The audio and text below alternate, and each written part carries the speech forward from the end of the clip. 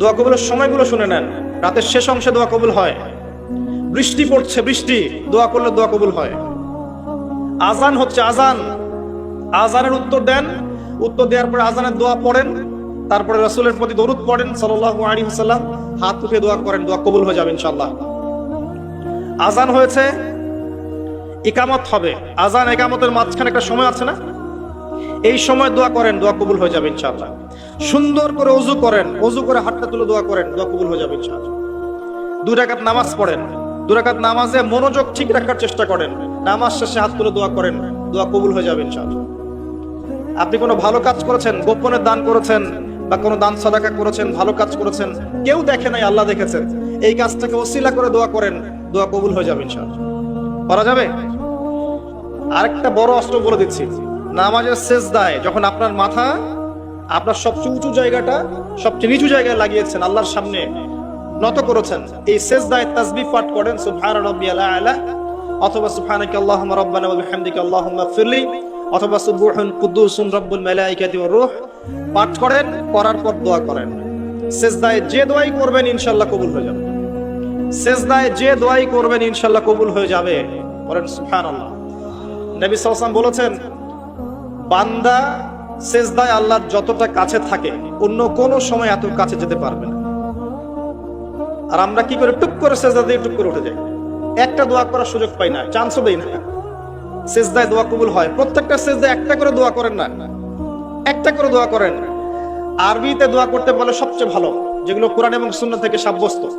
যদি নফল নামাজ পড়েন, আপনার আরবি জানা নাই মোটেই, বাংলাতেই বলেন, আল্লাহ আমি অসুস্থ, আমাকে শেফা দাও, আল্লাহ আমার ছেলেটাকে হিদায়াত দাও, আল্লাহ আমার রিজিক প্রশস্ত করে দাও, আল্লাহ আমাকে হালাল রিজিকের ব্যবস্থা করে দাও, আল্লাহ আমাকে মাফ করে দাও, বলা যায় না? দোয়া কবুলের অন্যতম সময় রমজান মাস, যেটা সামনে আসছে, রোজা রাখা অবস্থায় আপনি দোয়া করলে দোয়া কবুল হয়ে যাবে ইনশাআল্লাহ। এবং যখন মানুষ আপনার আমল দেখছে না, আপনি গোপনে আমল করছেন, সৎ আমল, যে কাজগুলো মানুষ দেখছে না, আপনি জানেন, আল্লাহ জানেন, ওই কাজগুলোকে দোহাই করে আল্লাহর কাছে দোয়া করেন, কবুল হয়ে যাবে ইনশাআল্লাহ। আরো আছে, অসুস্থ হয়েছেন, দোয়া করেন, দোয়া কবুল হতে পারে। অসুস্থ রোগী দেখতে গিয়েছেন, রোগীকে বলেন আমার জন্য দোয়া করুন, দোয়া কবুল হবে ইনশাআল্লাহ। রোগীর দোয়া ফেরেশতাদের দোয়ার মতো, রোগীর দোয়া মালায়েকার দোয়ার মতো কবুল হয়ে যায়।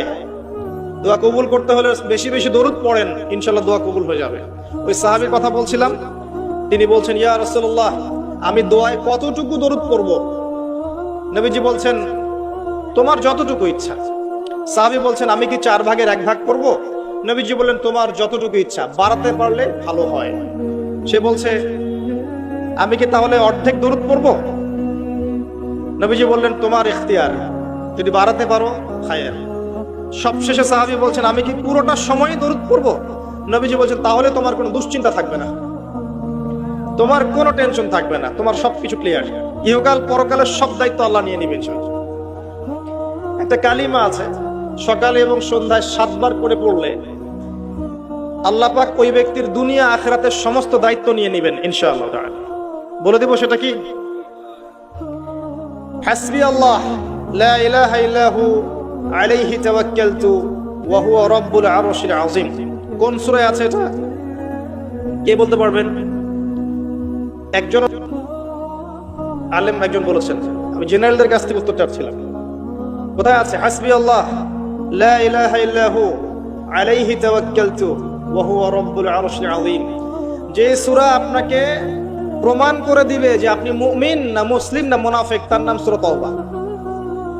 একটা সূরা কোরআনের যে প্রমাণ করে দিবে যে আমি আসলে মুমিন না আমি আসলে মুসলিম না আমি আসলে মুনাফিক, প্রমাণকারী সূরার নাম হচ্ছে তাওবা। এই সূরার শেষের দিকে আছে, একদম শেষে, হাসবি আল্লাহ লা ইলাহা ইল্লাহু আলাইহি তাওয়াক্কালতু ওয়া হুয়া রাব্বুল আরশিল আযীম। হাসবি আল্লাহ, আল্লাহ আমার জন্য যথেষ্ট, লা ইলাহা ইল্লাহু, তিনি ছাড়া কোনো ইলাহ নাই, আলাইহি তাওয়াক্কালতু, আমি তার প্রতি তাওয়াক্কুল করেছি, ভরসা করেছি, ওয়া হুয়া রাব্বুল আরশিল আযীম, তিনি মহান আরশের রব। এই কথা যে বলবে সকালে 7 বার, সন্ধ্যায় 7 বার, দুনিয়া আখিরাতের যে কোনো প্রয়োজন আল্লাহ পাক পূরণ করে দিবেন ইনশাআল্লাহ। এটা আরেকজন নবী বলেছিলেন, তার নাম কি? এটা একজন নবী বলেছিলেন, তার নাম কি? যাকে আগুনে ফেলা হচ্ছিল, এবার বুঝতে পারছেন কি নাম? ইব্রাহিম আলাইহিস সালাম।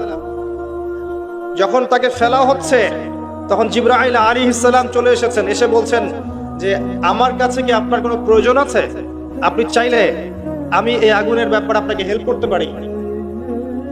ইব্রাহিম আলাইহিস সালাম বলছেন হাসবি আল্লাহ ওয়া নি'মাল ওয়াকিল, আল্লাহ আমার জন্য যথেষ্ট আর তিনি কতই না উত্তম কর্মবিধায়ক। বলার সাথে সাথেই আল্লাহ পাক বললেন ইয়া নার, হে আগুন, কুনি বারদান ওয়া সালামান আলা ইব্রাহিম, হে আগুন ঠান্ডা হয়ে যাও, শীতল আরামদায়ক ঠান্ডা হয়ে যাও ইব্রাহিমের জন্য। এই আমলগুলো নিয়মিত করেন, আল্লাহ পাক করার তৌফিক দান করুন, আমিন। একবার নবী সাল্লাল্লাহু আলাইহি ওয়াসাল্লাম ঘরে বসে আছেন এবং তখন ফজরের আজান দিয়েছে। তিনি বাসা থেকে বের হয়ে গেলেন, দেখলেন যে তার স্ত্রী মুসল্লায় নামাজ পড়ছে এবং নামাজ শেষ করে তিনি সুবহানাল্লাহ, আলহামদুলিল্লাহ, আল্লাহু আকবার, লা ইলাহা ইল্লাল্লাহ এগুলো পড়ছেন। হাতে খেজুরের বিচি আছে, খেজুরের বিচি, এগুলো দিয়ে পড়ছেন, গুনছেন। নবীজি চলে গেলেন নামাজে সাল্লাল্লাহু আলাইহি ওয়াসাল্লাম, গিয়ে সালাত পড়লেন, তার সকালের কাজগুলো সারলেন। সকালে ফজরের পরে তিনি দার্স দিতেন, সাহাবীদেরকে কিছু বলতেন, কেউ স্বপ্ন দেখলে সেটা শুনতেন, ব্যাখ্যা করতেন, সময় লাগতো। এরপর ইশরাকের নামাজ পড়ে বাসায় আসতেন। তিনি সকালের সমস্ত কাজ ছেড়ে বাসায় ফিরে দেখলেন স্ত্রী রাদিয়াল্লাহু আনহা তখনও ওই অবস্থাতেই বসে আছেন এবং তাসবিহ তাহলিল করছেন। আল্লাহর নবী সাল্লাল্লাহু আলাইহি ওয়াসাল্লাম অবাক হয়ে জিজ্ঞাসা করলেন, তুমি কি তখন থেকে এখানে বসে আছো? তখন থেকেই তাসবিহ তাহলিল করছো? তার স্ত্রী বললেন, হ্যাঁ ইয়া রাসূলুল্লাহ সাল্লাল্লাহু আলাইহি ওয়াসাল্লাম। তখন নবীজি বললেন, আমি তোমার এখান থেকে বের হওয়ার পরে মাত্র 5টা কালিমা 3 বার পড়েছি। কয়টা কালিমা? মাত্র 5টা কালিমা আমি 3 বার পড়েছি। তুমি যতক্ষণ আমল করেছো এই আমলটাকে যদি এক পাল্লায় রাখা হয় আর আমারটাকে আরেক পাল্লায় রাখা হয়, আমারটা ভারী হবে বলে আমি আশা করি। সেটা কি? সেটা হচ্ছে এক, আমার সাথে বলেন সুবহানাল্লাহি ওয়া বিহামদিহি। 2 আদাদা খালকিহি। 3 ওয়া রিদা নাফসিহি। 4 ওয়া জিনাতা আরশিহি। 5 ওয়া মিদাদা কালিমাতিহি। এই 5টা কালিমা 3 বার করে সুবহানাল্লাহি ওয়া বিহামদিহি আদাদা খালকিহি ওয়া রিদা নাফসিহি ওয়া জিনাতা আরশিহি ওয়া মিদাদা কালিমাতিহি পারা যায়? সকালে 3 বার বললে এই দেখেন 3, 4, 5 ঘন্টার ইবাদতের নেকি পাচ্ছেন আপনি। আরেকটা বলে দেই, ফজরের নামাজ জামাতে পড়ার পরে কেউ যদি বসে থাকে, নামাজ জামাতে পড়েছে এরপর জায়গায় বসে আছে, নামাজ শেষ, নামাজের পরে দোয়া হয়েছে আলহামদুলিল্লাহ, দোয়া করেছে, নামাজে বসে আছে, নামাজের শেষে বসে আছে, তাসবিহ তাহলিল করছে, করতে করতে করতে করতে সূর্য উঠে গেল। সূর্যটা উঠে যাওয়ার পরে সেই ব্যক্তি যদি 2 রাকাত নফল নামাজ পড়ে, যেটাকে আমরা ইশরাকের নামাজ বলি, এটা পরে যদি বাসায় ফিরে যায়, আল্লাহ রাসূল বলছেন সাল্লাল্লাহু আলাইহি ওয়াসাল্লাম তার আমল নামায় একটা কবুল হজ, একটা কবুল উমরার নেকি দেওয়া হবে। এই আমলগুলো করতে খুব কষ্ট হবে ভাই। জুমার দিন আসবে, পরশু দিন আসবে না, অনলি একটা আমল বলছি। জুমার দিনে আমি 3টা আমলকে বেশি গুরুত্ব দেই। 1 নাম্বার হচ্ছে সূরাতুল কাহফ, যেটা আপনাকে মাসিহুদ দাজ্জাল থেকে বাঁচাবে। 2 নাম্বার বেশি থেকে বেশি দরুদ পড়া, এই দিন দরুদ পেশ করা হয় নবী সাল্লাল্লাহু আলাইহি ওয়াসাল্লামের কাছে।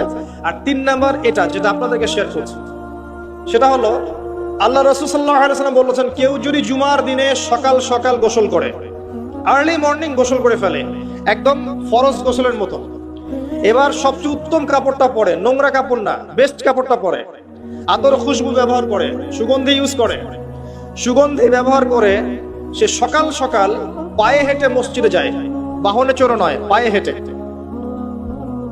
মসজিদে গিয়ে ইমাম বয়ান খুতবা শুরু করার আগেই মসজিদে চলে গেছে, ইমামের কাছাকাছি বসে, কাউকে কষ্ট দেয় না, ইমাম খুতবা দিচ্ছে সে চুপচাপ শুনছে, কাউকে কষ্ট দেয় না। এমনকি পাশে কেউ কথা বলে তাকে এতটুকু বলে না চুপ করো, এতটুকু বলে না, চুপচাপ খুতবা শুনে নামাজ পড়ে ইমামের সাথে সালাম ফিরায়। নবী সাল্লাল্লাহু আলাইহি ওয়াসাল্লাম বলছেন এই যে প্রতি পদক্ষেপ হেঁটে এসেছে, প্রত্যেক পদক্ষেপের বিনিময়ে 1 বছরের নফল নামাজ, 1 বছরের নফল রোজার নেকি দেয়া।